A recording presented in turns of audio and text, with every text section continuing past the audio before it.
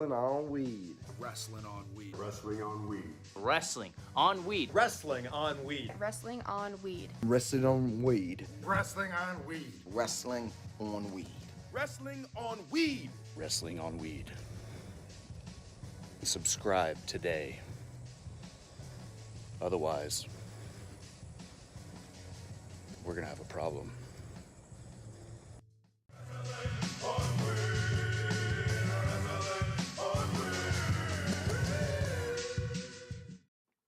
What is going on, ladies and gentlemen? You already know what it is. Your boy, Mr. HD, live and in full effect. Sorry, we got to do an early stream today because I got to head to work here in an hour or so. So I'm going to just come through and talk about, the last few days in pro wrestling. There's been some crazy things going on, ever since Elimination Chamber. We'll talk about Elimination Chamber as well and some of the highlights and lowlights of that. It's been a pretty active news cycle. There, I don't know if we'll cover everything today. I don't have my partner in crime physics here today because this is a last minute thing. Obviously we got to talk about the leading news story and make sure you guys, like the video, subscribe to the channel, all that good stuff. If you're watching this a little later, there's a donation link in the description if you want to support the channel. It does go a long way to helping us, be able to even do this content because Lord knows, trying to squeeze these live streams into my life right now is a challenge. But we are here. But obviously, we got to talk about this Tony Khan and Ariel Helwani thing. Now, if you watched this show before, if you're aware of how, then you're aware of how I feel about Tony Khan, at least somewhat. I've made fun of Tony Khan in the past for similar things that he's been made fun of recently. It's honestly pretty hilarious to me how this all played out. But Ariel Helwani, known MMA, coverage guy. He does, journalism for, mixed martial arts stuff. So, had his little beef with Dana White and, all those different things. If you know, not important to the story as much so as his relationship with AEW owner Tony Khan. Tony, the Twitter fingers Khan. Tony, man, he just really can't help himself when it comes to like just lashing out on on social media. When it comes to conspiracy theories or things he might be in his feelings about or what have you. It's kind of crazy. Obviously, during the whole Brawl Out at Fallout press conference, Brawl Out at All Out. I said Fallout, but at the press conference, obviously, at the press conference before the show, we remember him standing next to CM Punk. This fucking guy, this fucking just looking strung out as hell. I was making fun of him then. I probably made a couple Snowman references back then. But it's almost blatantly obvious at this point, and it's funny because now I know that I'm not the only one who thinks that. I didn't know it was like a thing or a known thing, but I guess it's kind of obvious. But allegedly, I don't want to get in no trouble. But if you just look how the guy acts a lot of the times. Plus with all he has to do, he has so much to do. You know, it's crazy. Like he I don't know. Tony Khan's just a little spastic to me, and I don't know how to I don't know how to react to some of the stuff he does, but this situation just kind of went off the rails really fast because you remember he did the interview with Ariel Helwani. I don't know if it was an interview, if you can call it that. Ariel would probably call it the worst 2 hours of his life or however long the interview lasted. I think he actually did say it was the worst interview of his career or some shit like that. But yeah, They had their interview. It was a big spaz because it didn't go over well. Ariel put that out there. So Ariel got some flack, from certain people in the wrestling community for, well, he can't talk about it. It's ongoing investigation, blah, blah, blah, blah, blah. Um, and Tony also got some flack from, few people. You should be able to answer these questions. It's like the biggest story in wrestling right now. Why can't you give us anything? Because he really wasn't, he was super tight lipped with the shit. So, I could understand both sides in that situation a little bit. So they kind of like fell out at that point. Ariel did come out and say he didn't want to answer anything. You're gonna come and promote XYZ, great, and I'll play that dance with you. I did at the beginning, but you got to give us something. To not even tell me how you were feeling. I'm not asking for specifics. All right, fine, I am. But is Punk going to wrestle for you? Is he coming back? You don't want to get into it, fine. But tell me how you were feeling. Give me something. So obviously he wasn't happy about how the interview went.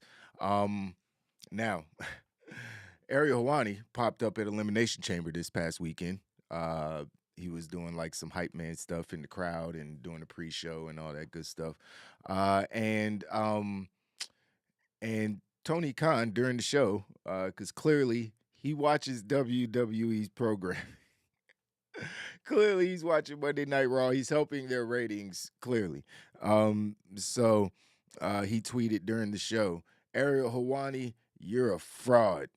You're as legitimate as a reporter as Tony Schiavone. And then put hashtag AEW Rampage. Like, let me get my promo in at the end of this tweet. I'm like, what? All right, so what the fuck does Tony Schiavone have to do this? Why you burying your own commentators? Like, Tony Schiavone's awesome. Everybody loves Tony Schiavone. Why even throw him in this? Like, that's fucked up. He don't want to get in the middle of this shit. You know what I mean? So, obviously, Ariel wasn't gonna let that slide. And, he came back and said, he said, what did he say? Tony, he said, thanks for watching, old friend. What did he say? Thanks for watching, old friend. Can't wait for our next chat. He said, also, don't listen to the Snowman, Schiavone. You're a legend in my books. So he called this man Teezy the Snowman. You know what I mean? He basically said, you know what I mean? He about to come out of retirement and drop an album. He basically said this man sniffs, the powders. You know what I mean? He likes the girl. You know what I mean? And not the ones with titties. You know what I mean? It's like he likes to dabble his nose. You know what I mean? In the sauce. You know what I mean? If you know what I mean. You know what I mean? Cocaine, drug. So I don't know. I don't know. I can't confirm these things, but I've previously made these references and jokes because it's almost blatantly obvious. That's all I'm gonna say. So this shit has just gotten completely out of hand. Um, Obviously a lot of people chimed in. Michael Cole decided to like just throw gasoline on the fire. Now, mind you, this is all off of me going on a rant, I think last week about uh Tony Khan calling this a wrestling war. And I'm just like, bro, it ain't a wrestling war. And I wanted to talk about the ratings last week. Like, bro, y'all under 900,000 for Dynamite now. Like, y'all at 800, almost at 800,000 viewers for Dynamite. Like, y'all about to be NXT in a minute. Like, what's going on? Like, so to call it a wrestling war, I thought that was kind of hilarious. But now, how this is all playing out, I think it potentially could turn into one because there's a lot of pettiness going on, obviously with Ariel and Tony going back and forth. Michael Cole decided to just throw gasoline onto the fire, though. Michael Cole was like, "Fuck it, I'ma just." I'm gonna just throw gas on the fire. Michael Cole took a shot at Tony Khan, during the Elimination Chamber, which was hilarious because this all happened on SmackDown because Ariel appeared on SmackDown first. That's when it happened. Not Elimination Chamber, even though he appeared on Elimination Chamber as well. But yeah, so Michael Cole, he he said something like damn, he said something like, damn, I can't even remember exactly what he said. Fuck. Hold on, let me see if I can find it. Michael Cole. Oh, damn it.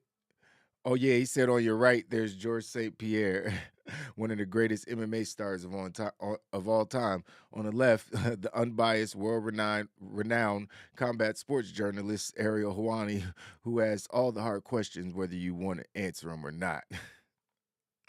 So Michael Cole want all the smoke at this point. Michael Cole's like, yeah, let's get it.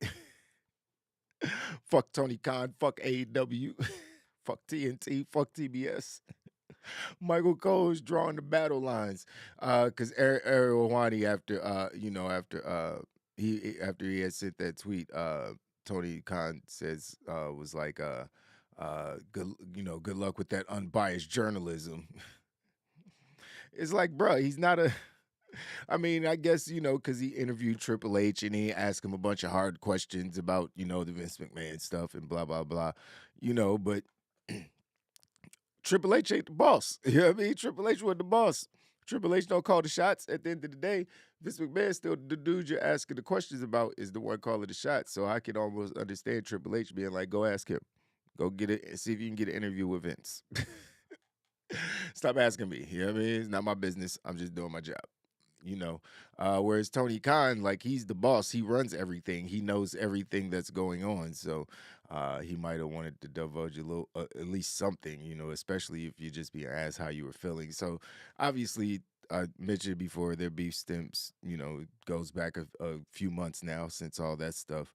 But yeah, Michael Cole just throwing gas on the fire, man. And then they're on the pre-show. I think fucking Peter Rosenberg, you know what I mean? DMV's own Peter Rosenberg has some things to say about it, on the pre-show, calling, Ariel Helwani unbiased journalists or some shit like that. They're just rubbing that shit in Tony's face.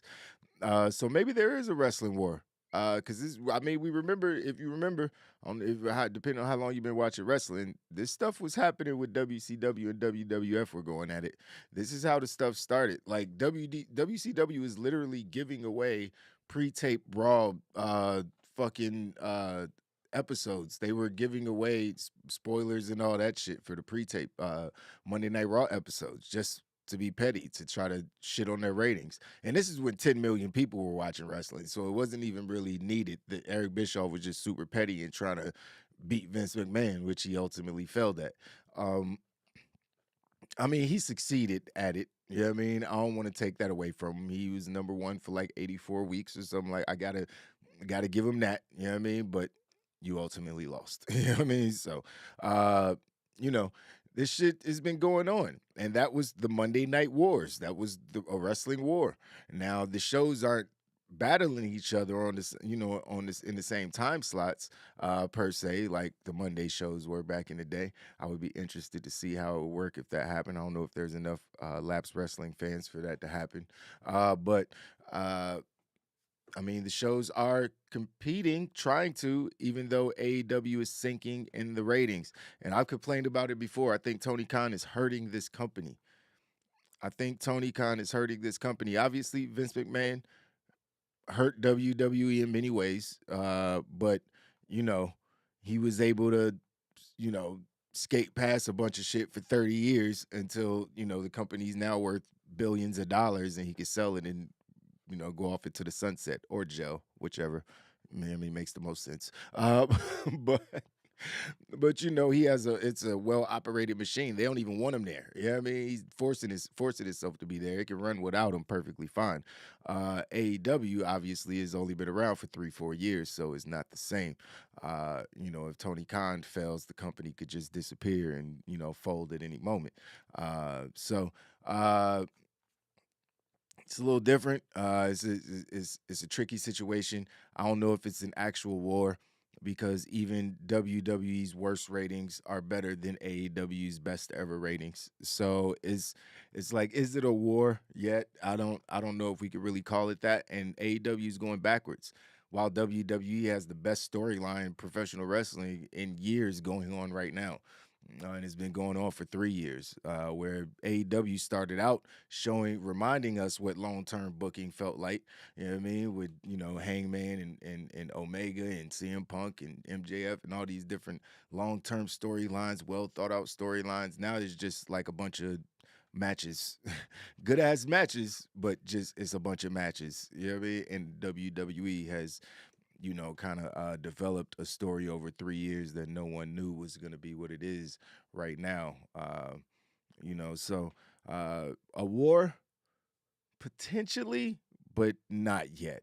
But Tony Khan is definitely doing his best to spark it. You know what I mean? He's doing his best. Now, a lot of people had to chime in. A lot of people had to chime in. First of all, Ariel Helwani called Michael Cole a boss. He was like, Michael Cole's the GOAT because he came, because of what he said. He said he wasn't even expecting that. Michael Cole was just like, wait until you hear how I introduce you tonight. And then he went and said what I said before, Ariel Helwani got a kick out of it, obviously. He said all the guys in the back, this is coming from Meltzer. He said, a lot of the boys in the back, boys and girls popped for Ariel Helwani. He said he felt like part of the WWE family, even though he's not technically, because everybody's showing him so much love for, going at Tony, and the whole Snowman comment kind of got a lot of pops from people in backstage area in WWE. So he's gained some fans, even though he's just a fan himself ultimately, who said himself that he's just it's just a lifelong dream to be able to work with WWE because he's a fan. It's not like he actually knows a whole lot about the sport or anything. That's why he was just doing some kind of fandom stuff that you would see at a con or a festival or something. But this stuff is getting spicy. Jonathan Coachman wanted to chime in because people care about what Jonathan Coachman has to say. I know you do. Don't lie. But he was talking about Ariel Helwani not being allowed at UFC events, and ESPN not clearly not knowing that. I don't know why that matters right now. He tweeted, "It's really cool to see an event that Ariel Helwani can actually get in the building for. I would be excited also. If you don't know, now you know." It's like. It's like, where'd this come from? Why weren't you saying this before? You were waiting for this moment to try to cancel him? Like, what the hell? This is so weird. Coachman then followed up with another tweet saying, Ariel's not allowed in the building for UFC events, and ESPN clearly didn't know when they hired him, which is why he only lasted one contract. Also, the mockery he makes of pro wrestling, like he could ever do it, not only upsets me, but a lot of people actually in the business.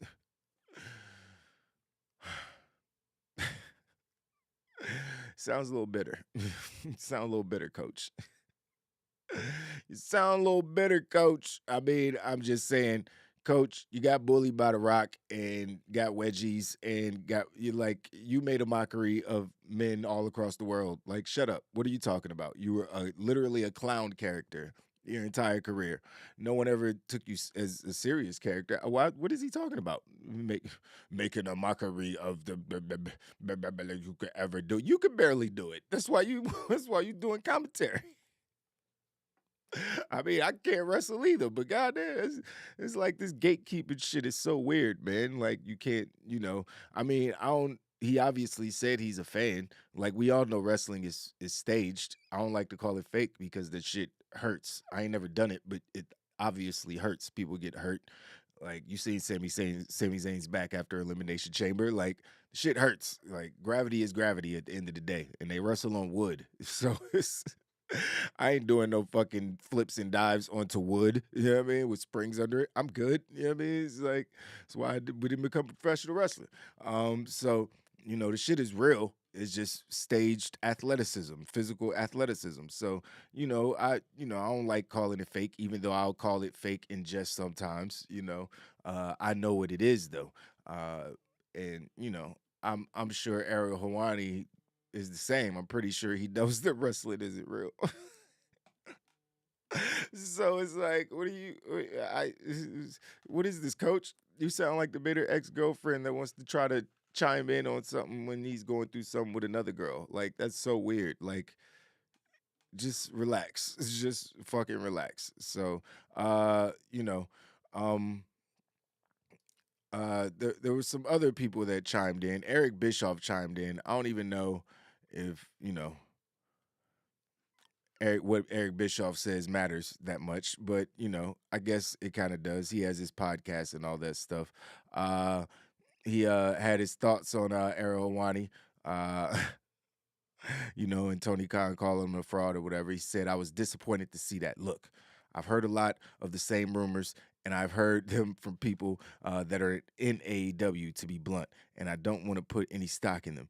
I think it's bad for him, no matter how you are, no matter who you are, unless you were sitting down to watch anyone actually doing something, whether it's snorting a line of blow or knowing or beating their wife or whatever, unless you witness it with your own eyes. Shut the fuck up. Spreading rumors like that, it's a bad reflection, and I don't listen to that. When I hear those things, I immediately shut down. When it comes to this, I don't really pay attention to it. If somebody comes to me and we're in the middle of a conversation and they threw something like that in about Tony Khan or anybody else, that's the end of the conversation as far as my participation goes.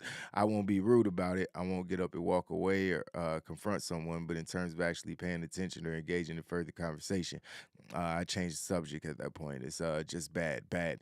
You don't want to do that to people. I've had it done to me. There's no reason for it. And that's Eric Bischoff empathizing with Tony Khan, which I could, I don't think Ariel Helwani was like putting anything out there that wasn't assumed. And then what makes it even more weird is that Eric Bischoff said he started his fucking statement off with saying, I've heard the same thing from people in the AEW locker room. So you're making it even worse. You're literally saying that you've heard it from people who actually work with him. And then you went on to say, but I wouldn't say nothing like that. I've had it done to me. I ain't gonna put nobody's business out there. Bruh, what are you talking, bruh? What the fuck?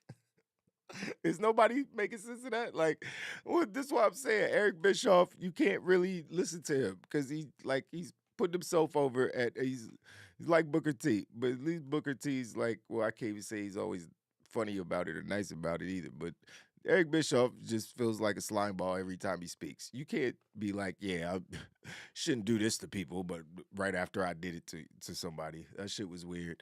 What's up, Gruss? What's cracking? My guy, appreciate you stepping in the building. It's a last minute stream. I'm trying to jump on and talk about this story before I head to work, cause it's a juicy one, man. Do we have a wrestling war on our hands? Like I said, I'm not too sure. AEW Dynamite's ratings are going backwards. Tony Khan has been called out for his the habit that like I said, it's almost blatantly obvious. Allegedly, it's almost.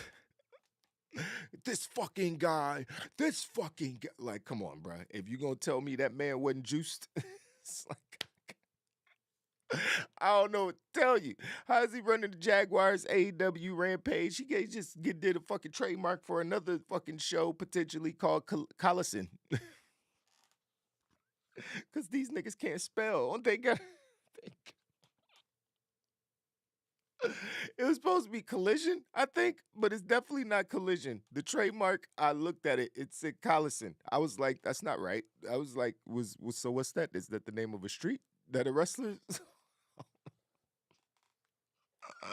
But hey, it is what it is. I'm sure Tony Khan can afford to fix it. You know what I mean? But they're trying to add another show on top of Dark Elevation and Rampage. They got 3 shows that nobody watches.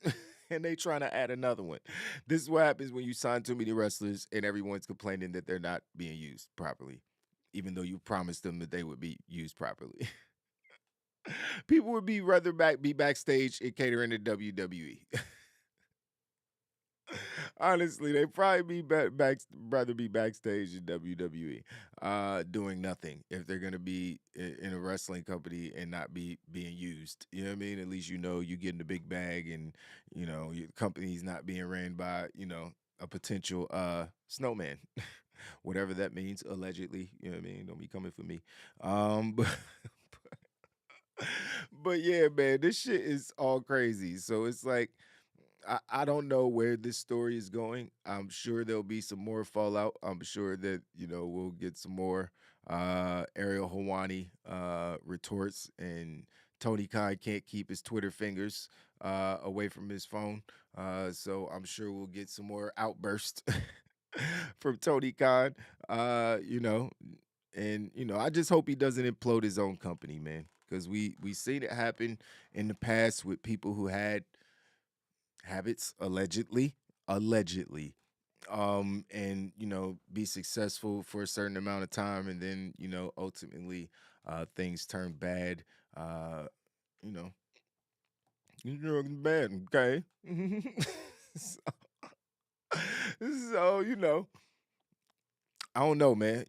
Tony Khan, he should probably just ease on back, just step back. You don't want people who actually start digging in, and people coming out. Yeah, hey man, me and Tony used to party all the time. You don't need that. Just you don't need people trying to bribe you because they got photos of you at parties. You don't need none of that. Tony, just back off. Just let it go. Let it die. Just stop trying to call out journalists. What they do is they journal. They journal things.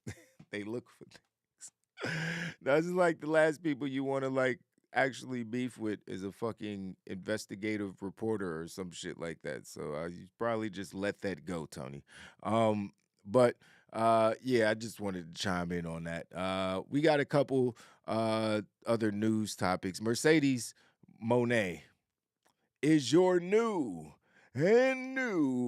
IWGP. Hold on, why not? I'm tripping, man.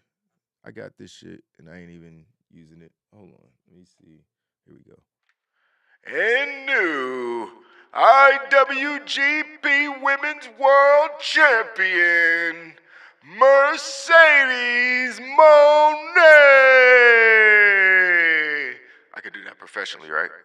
Yeah, I'm nice. You know what I mean? They could definitely hire me to do that. You know what I mean? So, New Japan. Yeah, I mean, if you want to fly me over there to work, you know what I mean? I'm down. So,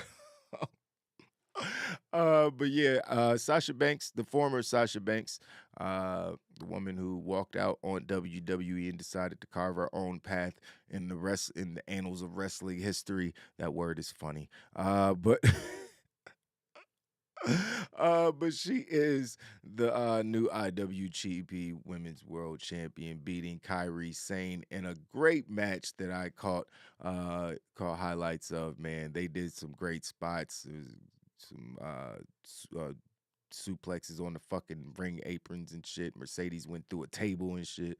They executed her finishing move properly. Kyrie didn't slip and fall or whatever the hell happened the first time. The match was good. I was happy that things turned out the way they did. Sasha Banks deserves the world because she loves professional wrestling. You could tell she loves professional wrestling, and that's why we love Sasha Banks, because she loves the sport that we love. So she puts her all into it. She didn't feel like she was getting her just due in WWE, and she's in her prime. And I can 100% understand that. So if she wants to go around the world and do everything that she wants to do, which she mentioned in another recent interview, she says she could do anything. She's got a contract with New Japan, obviously, as their champion, but she's free to go and wrestle wherever she wants to. And I'm looking forward to her maybe being like this year's FTR and going to collect a bunch of belts everywhere. That shit would be fire to see her coming out with 2 or 3 belts wrapped around her waist and shoulders. So looking forward to seeing what Mercedes has in store for 2023 and beyond. Obviously, one of my favorite wrestlers. She's one of the best in the world still, without being in WWE. So let's see what happens, man. Gruss said next fall, Dark Side of the Ring, the rise and fall of AEW. It could happen. It could happen, man. Tony Khan better be careful, man. I need Powerhouse Hobbs to go to NXT. That would be amazing. There's a lot of wrestlers over there, man. That Miro needs to go back to WWE immediately. You know what I mean? They're building better baby faces. Miro versus Cody Rhodes in WWE will be a way better match. You know what I mean? It's just so many things that they could do now. Um, yeah, so I don't know, man. I don't know. He said, "Let's be real. No one in the U.S. really watches New Japan Pro Wrestling." I mean, wrestling nerds do. You know, wrestling. You know, I watch the pay-per-views. I'm not like watching the weekly shows or whatever it is. I can definitely admit that. So yeah, you know, the big shows. I mean, they got some of the best wrestlers in the world in New Japan. So obviously, you want to see the big matches when they do them. So you know, but I can't totally disagree. You know what I mean? There is also a paywall, you know, outside of your regular cable programming that you got to spend to actually watch it. So, uh, you know, it is what it is. Um, let's see, let's see, let's see. Let's talk about what y'all think of Elimination Chamber, man. Elimination Chamber was pretty good. Both of the Elimination Chamber matches were fire. The main event was obviously great. Sammy versus Roman. That fucking crowd, bruh. Like halfway through the match, I swear to God, I was vocally saying, just give him the belt. I was like, just give Sammy the belt. I was like, just put the belt on him. This crowd is fucking insane. The pop that would have happened if Sammy won that title, bro, would have been top 2 or 3 explosions in a wrestling crowd. The floors might have caved in if Sammy fucking won that title. There might not ever be a moment where that they could capture like that for the next fucking 20 years. I promise you. That moment, that city, that organic of a build, they missed one. I totally understand why they did it.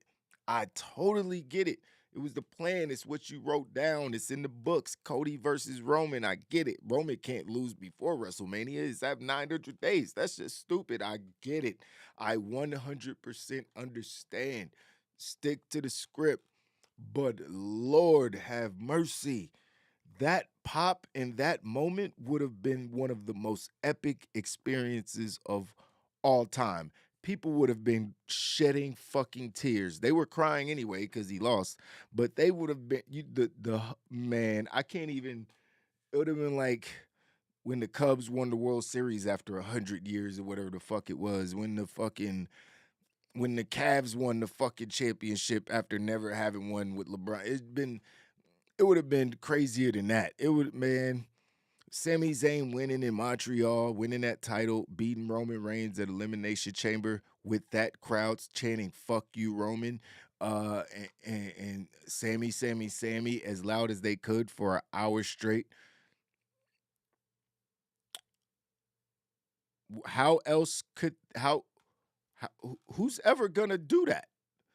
How you going? Somebody gonna come on and make the biggest hill in the company, you know, break from saying, "Hey, you not Usi, dog." Like this wasn't supposed to happen. This wasn't.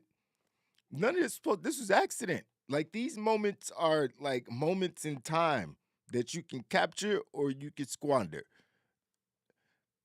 WWE decided to squander it. Again, I understand why. I understand the business mind and the story that you're trying to tell. I get it. If only Elimination Chamber wasn't a thing and somehow you can get that match at WrestleMania, but I don't know. Cody won the Rumble. Like Cody won the Rumble and he didn't even have to struggle to do it. Like his segment on Monday Night Raw was bland. It wasn't like the crowd. They was with him, but they wasn't with him like they was with Sammy. You can't. You got to stop putting them two on the same show.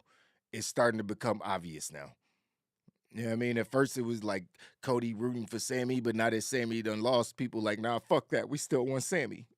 So this is not gonna work out for Cody. And the things that we feared could actually still come to fruition. We thought that they saved it with Cody Rhodes promo and finish the story and rooting for Sammy and it's gonna be me and you. It's not. It's not. It's just you, Cody. It's just you. It's not the guy we actually want to see beat Roman Reigns. It's you. It's not the guy who's been in a storyline with Roman Reigns for the last 10 months. It's you, the guy who's been in a storyline with Roman Reigns for the last 10 days. Like it's this ain't the story. And what's like, what are they trying to do? Cody, you sure you want to beat Rome? You sure you want to be champion? You're gonna have to be away from your family and be on the road. And who's gonna take care of your wife? Paul Heyman, I'll take care of your wife. Like, bro, Roman's been champion for 3 years. Does he hate his family? Like, it's. Am I gonna be the first champion of all time? Like I don't. What the fuck are you talking about? There's champions that got Miz ain't even champion and he's doing that shit. Like, what are you talking about? Just such a bad story. That's not a good build. What is the build? Like, oh, you become champion. You got more stuff to do. Yeah, that's why I want to be champion. I want to be rich and famous. I want to be the best. I want to go tell people I'm the best and prove it. Like, you want I should be mediocre? Is what you're saying? Like, I'm confused, Paul Heyman. It's like, why were you trying? Are you trying to make me actually get more hype to fight your boy? Like, I'm confused. So this shit didn't make no sense. It's a whack ass build. I mean, the story is Roman and Sammy. It's Roman and Sammy. It's Jay. It's mainly Jay. Jay is the number one cog in this entire machine. Let's be clear. But Sammy is the one who put the juice in it 9-10 months ago. When he went up to Roman and was like, yo, man, I can help y'all. I want to be a part of the bloodline. You know what I mean? I could be an asset to the squad. And him having to prove himself and taking blow after blow, bullet after bullet for the squad. You know what I mean? And still having to win Jay over, Jay not trusting him, and then winning Jay over and sticking up for Jay, and having the rest of the family turn on him because of his friendship with KO. Bro, the story's been so fucking elaborate. It's not even getting to Jay Uso, who was first bullied, first one to get bullied by Roman Reigns. Now he's turning his back on Roman again, and you don't know which way he gonna go because they dragging that shit out. It's so much, man. It's so much. It's exhausting, and in a good way. Just even talking about it, it's like, man, this story is so exhilarating. It's like, I feel like I'm watching a fucking movie. It's like a movie that's lasted for 9 months. It's like, damn, seasons of network TV shows don't last this long. You know what I mean? It's really lasted for 3 years straight. What am I talking about? So it's, this is not a good look for Cody, man. It's not a good look. Like, it's nice to have two giant baby faces like this. I can't even think. I guess Austin and DX were baby faces, but they were kind of tweeners. They were all doing ratchet shit. But they were both baby face acts at one point. And we've seen it where there's been two massive acts that were both baby faces. Now, a lot of people don't see Sami Zayn as a world champion. But a lot of people didn't see Daniel Bryan as a world champion. So I think that Sammy's basically just a taller version of Daniel Bryan. I don't know if he's as good of a wrestler. I ain't gonna say that, but he's a damn good wrestler. You know what I mean? He's a damn good professional wrestler. It's a tough comparison against the best wrestler in the world. You know what I mean? At least top 5. You know what I mean? So that's a tough comparison, but Sami Zayn is definitely a great professional wrestler. So I don't see why he couldn't be world champion. I don't see why he couldn't throw in a suit. We've seen him in suits and shit like that, dressed up for just regular segments on Raw or SmackDown, I mean. So I don't know, man. I don't know how this is going to play out. I'm interested to see. But that main event in Montreal was something to behold. If Sami Zayn would have won that title, I swear that building would have caved in. Like, the pure joy that those people would have felt, the euphoria. It would have been like literal orgasms, like literal, without nothing, no sexual contact. People would have been literal orgasms. That's how happy people would have been. It would have been a fucking experience. You know what I mean? Even watching at home. Because like I said, I was just halfway through the match. I was just like, put the belt on him, man. Just give him the title. It makes too much. I just want to feel it. I just want to hear that crowd explosion when he wins. And they did not give it to us. Not only did they not give it to us, they beat him down again after the match. And KO had to save him. Then KO walked away, and then KO walked away again on Monday Night Raw when Sammy asked for his help in taking down the Bloodline as a team. KO said, why don't you go holler at that other bitch? you need some help? Why don't you go get some help from that other bitch? She was helping you before, wasn't she? Oh, oh, oh, she turned. Oh, for real? She turned her back. Oh, okay. Not my problem. That's basically what KO did to him last night. I was like, damn, man, why you doing that to him, man? So, obviously, we're going to get that story as we build to next WrestleMania for the next 5-6 weeks. Will KO and Sammy get back together? Where does Jey Uso stand? Because that's what he told. He told him to go get help from his friend Jey Uso. Will Jey Uso retaliate for Sammy accidentally spearing him when Jey came out to save him at Elimination Chamber? Who fucking knows at this point? There's so many layers to this story that they could drag this shit out till SummerSlam or next year's WrestleMania, honestly. Because who doesn't want to see Jey be the champion?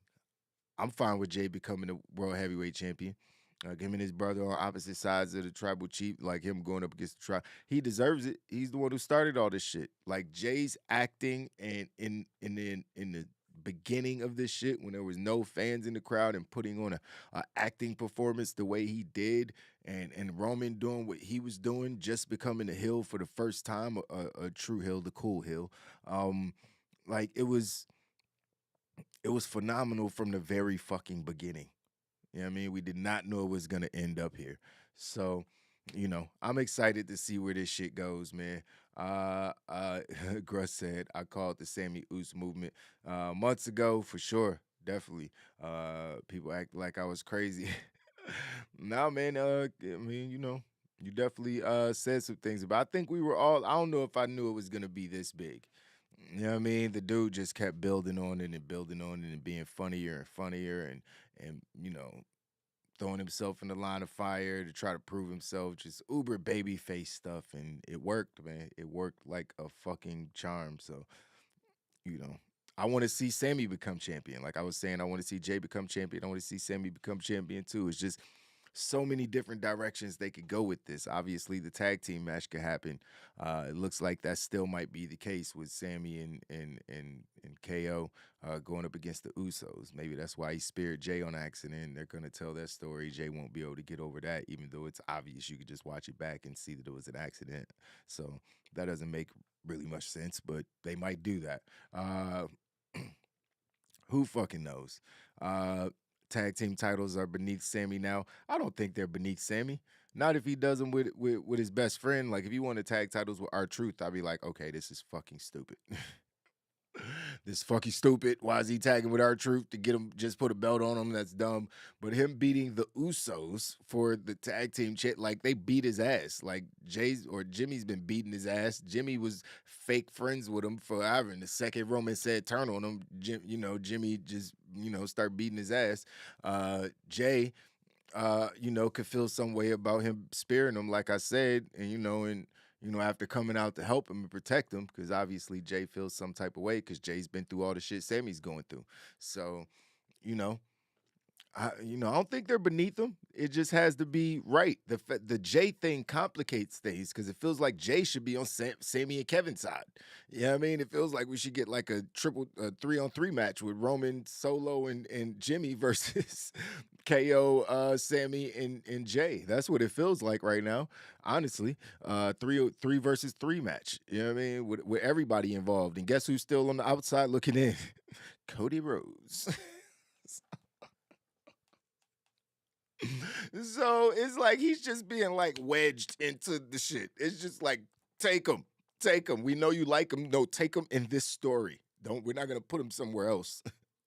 Take him in this story. Like, put Cody against Karrion Kross. Get Karrion Kross something to do. I don't even give a shit at this point. I want to see Sammy versus Roman again. And I want to see Sammy win the fucking title in LA. I don't care what's happening. I know what y'all did. Y'all fucked up. Yeah, I mean, y'all fucked up. Y'all shouldn't have made Cody the fucking Royal Rumble winner. Should have been fucking Sammy. The story was already on fire at that point. Cody just coming back from injury. You just got to wedge him in at number 30, give him an easy ass win, and then expect everybody to love him more than they love Sami Zayn. It's not gonna happen. So. Who fucking knows, man? Who fucking knows? Suffering Succotash main event, Jey Uso for champion. I wouldn't even hate that, man. I would not see Jay needs to be rewarded for these last 3 years, bruh. I mean, he's been tag team champion for like 2 years. You know what I mean? Going on a couple years now. So I mean, I get it, but the tag team championships don't be meaning they ain't the world titles. Come on, man. They split the titles. Imagine Jimmy and Sammy being a world champ. Like, imagine one of them winning and then giving one of the belts to the other one. Like, yo, you deserve this, and that's how they split the titles. Oh, yo, I want to like Simon. I'm taking still a line from Simon Miller, and I would never say nothing like this in my regular life. But yeah, I mean, that would make me feel all warm and fuzzy in my tum tum. That's such a weird line to say out loud. I don't think I've ever said it before. But yeah, shout out to Simon Miller, one of my favorite YouTubers. We all love Simon Miller over here, man. But yeah, man, that moment, man, those guys embracing. I mean, I don't know what the bloodline can be completely crumbled at that point, obviously, because Jay not going back unless he goes back and be like, now I'm the head of the table, and then Roman retires and Jimmy starts doing solo stuff. I don't know. I mean, I'm just fantasy booking here. It's all a fantasy right now. Who fucking knows? But it's fun, man. It is fun. It is fun. And I just feel so bad for Cody Rhodes.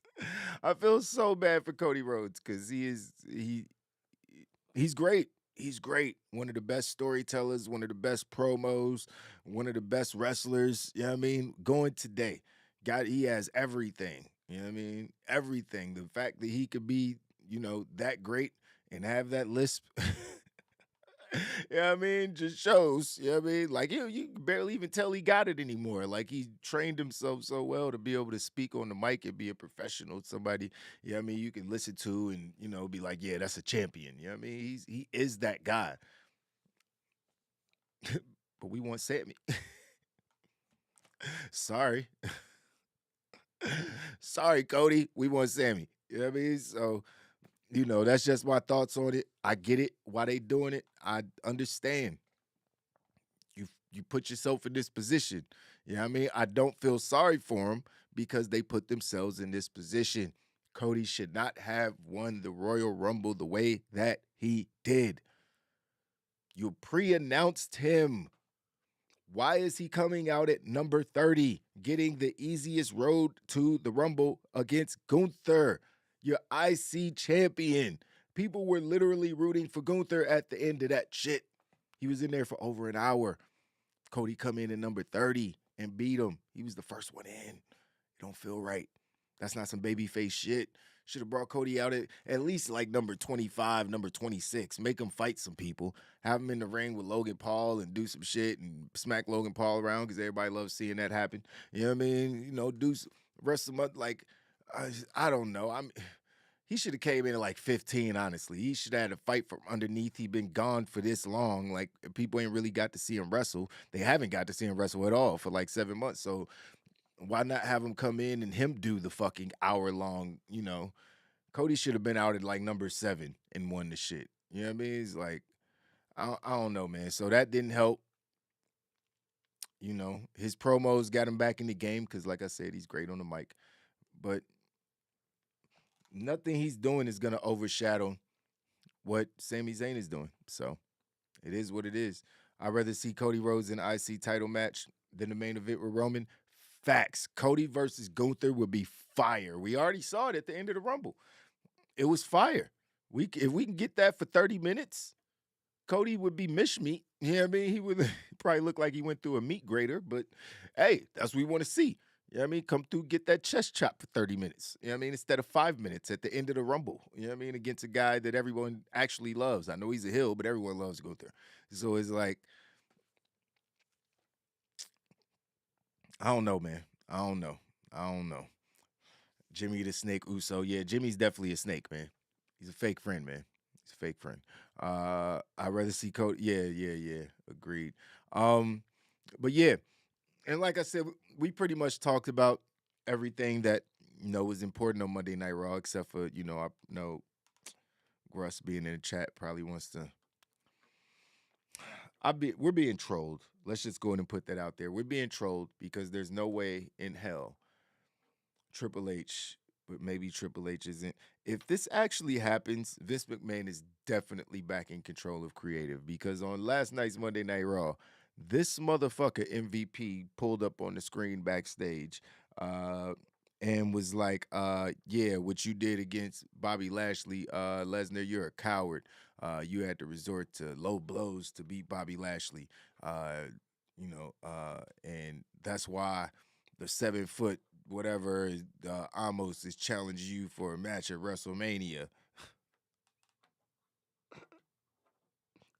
Now, honestly, I'll be honest. When they first said it, I'm like, I wouldn't mind seeing that. I still wouldn't mind seeing Brock Lesnar toss Lashley around. Or toss fucking Amos around, put F5 Amos. It'd be a cool moment. But WrestleMania? That could happen on Monday Night Raw. Why do we need to put that on?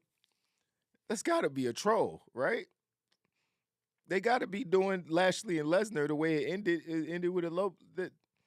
Man, listen, Gruss, who are you talking to? Who's Gruss is talking to somebody backstage. He's got a plug with Bruce Pritchard or something. I don't know what's going on because this just seems asinine. Like, there's no fucking way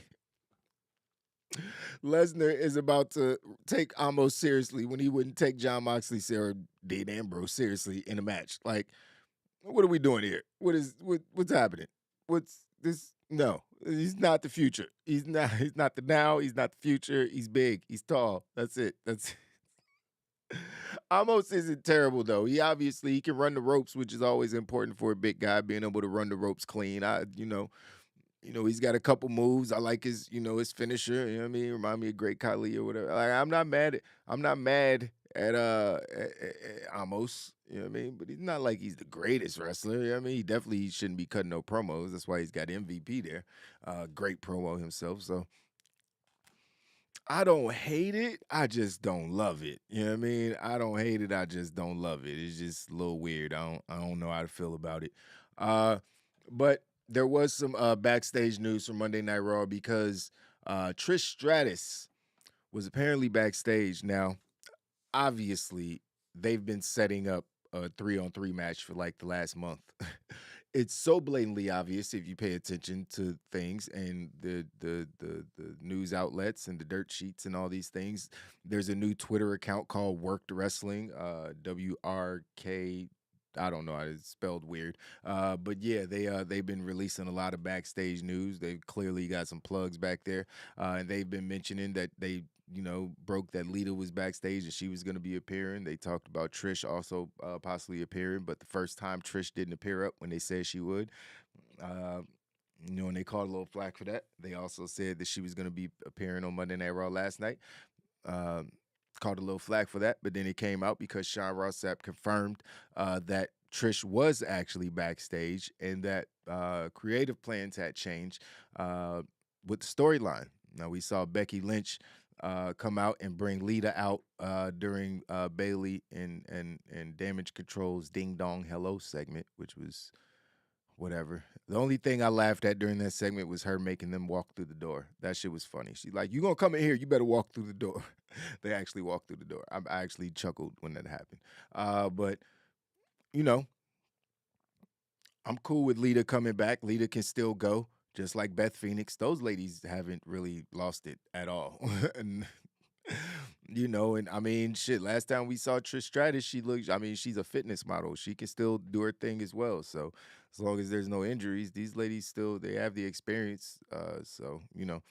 I love to see Trish. They're clearly setting up a match. I don't know when they're going to do it. I feel like they might have been fishing for that Canadian pop, but it was like there's no pop that's going to be bigger than what Sami Zayn is getting. So everybody just relax. Everybody just relax. We don't need no more. Like, we got Edge in the main event. You know what I mean? Edge going to get the hometown pop. You know what I mean? How many Canadians do we need on the show? You know what I mean? You're going to bring Bret Hart back to manage Natalia for a match? I don't fucking know. Like, what are we doing? So I don't know. I don't know the exact reason why the creative plans changed or whatever, but I'm assuming we're going to get Becky Lynch, Lita, and Trish versus Damage Control at WrestleMania because no one gives a flying fuck about those women's tag team championships right now. Even though Becky and Lita might be going into WrestleMania as champs because they challenged the Damage Control to a match, Dakota Kai and Io Sky. So we'll see what happens, man. We'll see what happens. And if they are champions, where's that leave Trish? in the 3-on-3, but I guess somebody has the belt have the belts if there's going to be a 3-on-3 match. So who fucking knows? Maybe they rather have fucking Trish and Lita, or Becky Lynch and Lita going around doing press instead of Io Sky, who doesn't speak great English, and Dakota Kai, who's like a gamer. So maybe that's it, just for the purposes of the build to WrestleMania, putting those titles on those ladies so they could do all the press runs and stuff. That would make a lot of sense to me, honestly, just business wise, you know.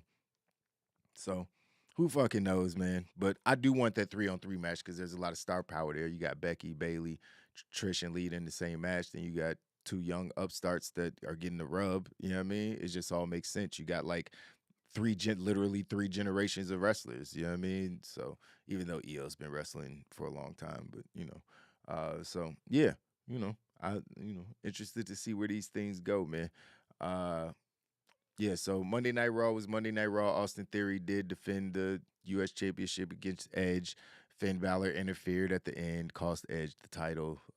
So it's not over between Edge and Judgment Day. Edge also talked about retiring soon. He wants to retire in Canada. So at some point, there's a show at the end of the year, towards the end of this year. He talked about not having a lot of time on Monday Night Raw, how the clock's ticking or whatever. So looks like this might be 2023, might be the last year we get Edge in a wrestling ring. So we should savor all these matches and these moments that we get with him. He's still great. Still great, still doing his thing. Obviously wants to go home and be a family man and chill with his wife, so, and his girls. So nothing wrong with that. So gonna enjoy these last months that we get to see Adam Copeland do his thing. You know what I mean? One of the greatest of all time. I think they said he owns 32 championships or some 31 championships throughout the course of his career, which is, I mean, obviously incredible. You know what I mean? So he's one of the greatest champions of all time in professional wrestling. So yeah, man, we'll see how things play out. But that's it for today's show. I'm gonna get up out of here, man. I appreciate y'all coming through. Gruss, thanks for blowing up the chat, my guy. I always appreciate you. Blue Wrench Gang, you know what it is. He said, I need Trish on fours barking like a dog during the attitude. No, we don't want to see that. I don't need to see that. That's weird. You can just go on TikTok and see men getting walked by women and women getting walked by men like they're dogs on, you know, because it's a thing. YouTube and TikTok are weird places sometimes. You see things that you can't unsee these things. Everybody needs therapy. Social media, I mean, everybody needs fucking therapy because of social media. But yeah, that's it, guys. I'm gonna get up out of here. I appreciate y'all hanging out with your boy. I'm gonna head off to work. I'll see y'all later. Deuces.